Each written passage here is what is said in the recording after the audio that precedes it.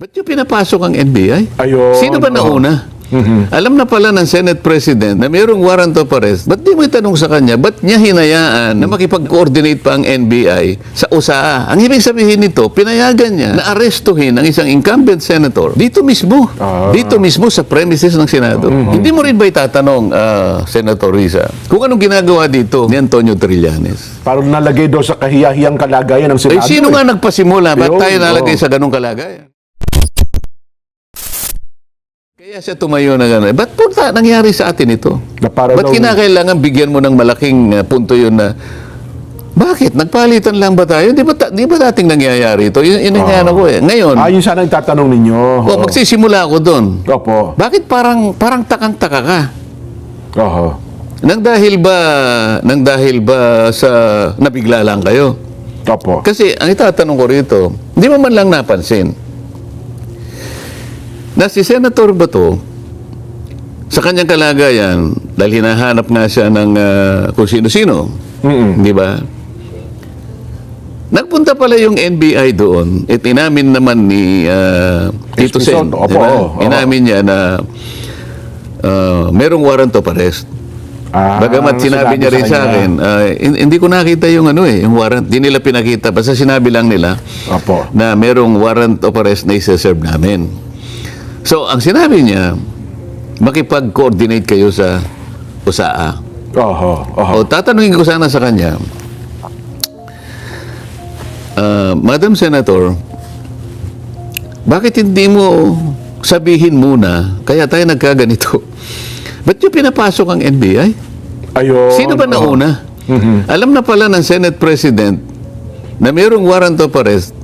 Ba't di mo itanong sa kanya, ba't niya hinayaan na makipag-coordinate pa ang NBI sa USAA? Ang ibig sabihin nito, pinayagan niya na arestuhin ang isang incumbent senator dito mismo. Dito mismo sa premises ng Senado. Itanong mo sa sarili mo, bakit tayo nagkaganito? Hindi ba mauna mong dapat na itanong doon sa mga kasama mo sa majority na ngayon ay minority na kayo? Hindi mo rin ba itatanong, Senator Risa, kung anong ginagawa dito ni Antonio Trillanes? Hindi ba dapat yun ang naisip mo? Si Antonio Trillanes ba, una kong nasabi doon yun sheriff na ba ng ICC? O is he working with the Interpol? O kaya, siya na ba yung executive director ng PCTC? Kaya siya nandito, siyang magsaserve. Dapat sana tinanong mo muna yon. So, lahat ng nangyari nung Lunes na yon, hindi pa dating nangyayari sa atin. So, ba't mo itatanong ngayon, Mr. President, ba't nagkaganito tayo? Di ba? Parang nalagay daw sa kahiyahiyang kalagayan ng Senado. Sino nga nagpasimula? Ba't tayo nalagay sa ganung kalagayan? Hanggang sa dumating ang Miyerkules, hindi nakakuha ng temporary restraining order.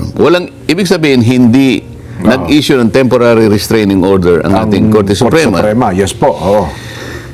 Hanggang sa binigyan sila ng 3 araw na mag-submit ng mga kaukulang pagpapaliwanag pa, o dumating ang araw na yon, hindi pa rin nagbigay ng TRO. Pero, dinistinggi ng Korte Suprema na hindi kami nagbigay ng TRO, pero nananatili pa rin kanyang kinoconsider pa rin namin yung merito ng kaso. Hindi pa tapos ito. Anong ibig sabihin nun? Yun lang, pagbibigay ng TRO ang hindi binigay. Ngunit, aayusin pa, i-dispose pa, pag-uusapan pa, ano ang magiging hatol nila doon sa main case, doon sa merito ng kaso. Maliwanag yun Yun ang nga. Pero, bakit meron ng NBI? Naggusto na siyang tapos sasabihin nila, may ginagamit pa silang technicality. Wala namang kaya sa Senado, nandun kami sa GSIS. Jen, ang pagitan namin, ding-ding lang Ding-ding lang talaga ang pagitan, opo. So, sasabihin mo ba, wala kami, sinabi ng Pangulo Jen, wala kanyang nanggaling sa gobyerno na kautusan na arestuhin si Senator Bato. Yan, kaya sabi niya, kalma lang kayo. Yun ang sabi ng Pangulo. Anong ginagawa ng mga NBI? Sabi na naman ng Presidente ng GSIS, kasi po, ang daming dumadaan na rito ngayon kasi nga sarado yung tagus-tagusan main gate na po, dito po. oo. Ang dami po naming mamahaling mga kasangkapan na dapat na ano rito. Kaya tumawag po kami ng NBI. Mga Mali na paintings naman daw. yun eh. Oo. Philippine National Police ang may katungkulan nun, hindi NBI. Yun na nga. Mhm. So, ngayon, tatanungin niya na, bakit po nangyari sa atin? Itanong mo muna, sino ba ang nagsimula ng hindi karaniwang pangyayari dito sa Oo. Senado? Bakit nangyari yun? Ang tanong eh. Oh. At ang naging daan kung bakit nagkaganiganito tayo ay yung mga di pangkaraniwang pangyayari na inyong pinayagang mangyari. Oo. Nagsimula na tayo, umaga pa lang, nandyan na yung NBI. Oo. Inamin naman ni Tito Sen. Nagmerienda, Alas 7 pa lang ata daw ng umaga. nag-breakfast nandun sila eh. doon. Oo. At yun lamang kanyang kautusan, makipag-coordinate kayo sa USA. Bakit nyo i-execute, bakit nyo i-implement, halimbawa, ang isang warrant of arrest dito mismo sa premises ng ng Senado? Oo. Walang nangyaring ganon. So, dapat hindi siya nagtanong ng ganon na para bang takang-taka pa siya. Opo. At sa katapusan ng kanyang pagpapaliwanag, parang gusto pa niyang i-attribute sa amin na kaya kami nagkaganon dahil nga sa pangyayari na dumating si Senator Bato. Oo. Technically speaking, Jen, member naman siya, di ba? Totoo po. Oo. Pwede siyang bumoto, bakit hindi? Bakit? Hindi ba siya pwedeng bumoto? Pwede. Opo naman. Hindi ba siya pwedeng pumasok? Pwede. Hinahanap nga siya. Kaya lang nagkaroon ng problema dahil nga nandyan pala kayo eh. Oo. Pero kung halimbawa, pinayagan nyo siyang pumasok, Oho. pagkatapos paglabas na, tsaka nyo na lang siya hinuli, kung kaya nyo siyang huliin. Oho. Wala sana nangyaring ganun. Pinigil nilang pumasok yung tao. Siyempre, nagpupubiglas. Boboto eh. Kaya, Di nga, ba? Oo. kaya nagkaroon ng ganun. Oho. No, so, maliwanag na sila mismo ang gumawa ng mga bagay na hindi pangkaraniwan, kaya nga nagkaganon-ganon ang Senado nung araw na yon. Oho. Pero hindi niya pwedeng sabihin na kami ang may kasalanan nun. Opo. At hindi ako naniniwala na nadungisan ang dignidad o integridad ng Senado nang dahil lang sa kanilang mga naratibo ngayon na pinipilit na ipamukha sa ating mamamayan na para bang kami ang may kagagawa nun. Ayun.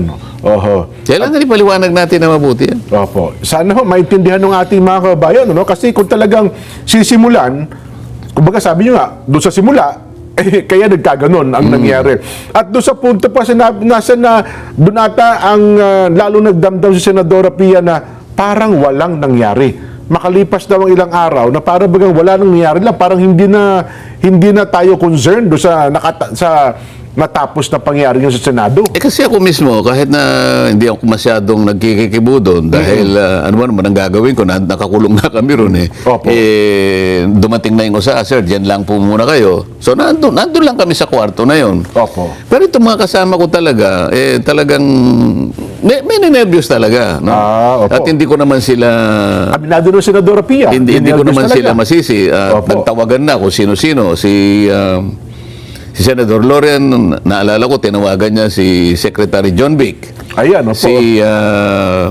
Pati si Director Matibag, tinawagan na, di ba? Senator Cayetano, Pia, ang tinawagan niya yata yung NBI. Opo, oho. Hanggang sa naririnig ko, dahil malakas na yung boses, na talagang medyo tense na kasi. Tensyonado na po tense talaga, na yung oh. sitwasyon. Oho. Anong ginagawa ng NBI dito? Sabi niya, ma'am, wala Kaming tauhan dyan. Wala kaming, yes. Anong sinasabi mo wala? Nandito nga at ikinonfront ng usahan namin, nagpaputok, ng warning shot, ganyan. Ma'am, huwag niyo po akong sigawan. Lalo nagalit yung isa. Oo. Yun lang ba sasabihin mo sa akin? Sinasabi ko nga nagkakaroon na ng putukan, ba't hindi ka pumunta rito? Ganun. So, merong tense talaga. Oho. Na-tense talaga yung mga tao. Siguro kung si Senator Risa nandun, baka isa rin siya sa ninervyos din. Kasi hindi naman namin nalalaman kung ano ba anong nangyayari sa labas eh. Oho. Kasi meron din na tila yata sinabi naman daw ni Senador Erwin Tulfo, bago nangyari yung Sen, ang kanilang punto na para bagang ibinibintang daw sa kanila na may timbre, kaya nakaalis daw yung mga minority ngayon, bago daw po naganap yun, na parang pinagbibintangan na alam nila yung mangyayaring pagpasok sa loob ng Senado. Ako naman, hindi ko naman inaano yun. Hindi ko naman pinag-iisipan sila na gano'n. Kasi nga, kung alas 7 na, maaari naman silang umuwi. Totoo naman. Na minority sila. Kung may pag-uusapan kami na sa majority, caucus lang naman yun eh. Oho. Pero ang hindi ko maintindihan, sino ba ang nagsabi sa mga staff namin na umuwi na? Kasi sa akin lang manggagaling yun eh. Opo.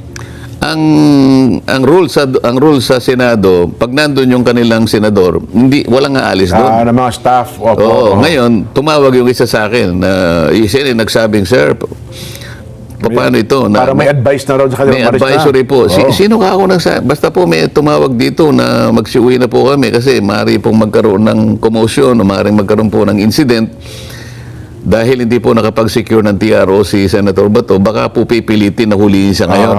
Kaya para okay. po makaiwas sa anumang mga ibang pangyayari na hindi inaasahan, sinabi po namin. And nade-detect ko na medyo ninenervous na rin yung mga staff ko eh. So sabi ko, sige, umuwi na kayo. Ayun. Oho. Sino yung nagsabi nun? Oho. Wala naman sinabi yung usaan na, na magsiuwi na sila. Oho. Kasi marami doon atang sinabi ang mga staff ng Senador Sen na umuwi na ng mga oras na yun eh. Yun po ang kaya marami po talaga sa kanila ang naglabasan na ng opisina. Eh siguro, ito, pwedeng mangyari. Mga staff Opo. ng mga staff ng mga minority senators. Opo. Eh magkakakilala naman yung mga namin eh. oho. Magkakaibigan na nga yung iba ron eh. Totoo po naman. Oho. Halimbawa, yung staff ng sino man sa kanila, Opo. tumawag dun sa isang staff, oy, umuwi na kayo kasi pinauwi kami ng boss namin. Bakit? Eh, baka may mangyari eh. So ganoon na, kung hindi nila pinaalis yung kanilang mga, yung mga staff nila, na maaaring nagsitawag sa mga staff namin, hindi sana nagkaroon ng ganong alarma.